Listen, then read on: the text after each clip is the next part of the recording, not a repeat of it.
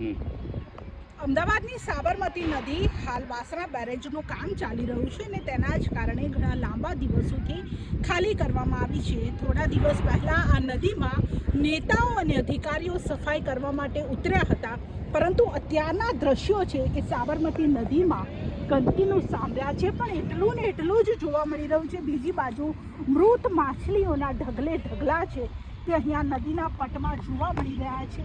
મૃત માછલીઓ છે તે હાલ પાણીમાં તરતી જોવા મળી રહી છે. સીધી જ જે સાબરમતી નદીમાં કરોડો રૂપિયાના ખર્ચે સફાઈ કરવામાં આવી હતી તેના ઉપર સવાલ ઊભા થાય છે, કારણ કે જો સાબરમતી નદીની સફાઈ યોગ્ય રીતે કરવામાં આવી હોત તો નદીના પાણીમાં લીલ તરતી ના હોત, કચરો તરતો ના હોત અને મૃત માછલીઓ છે તે જોવા મળતી ના હોત. માત્ર ફોટો સેશન કરાવીને તમામ લોકો છે તે અહીંયાથી રવાના થઈ ગયા છે.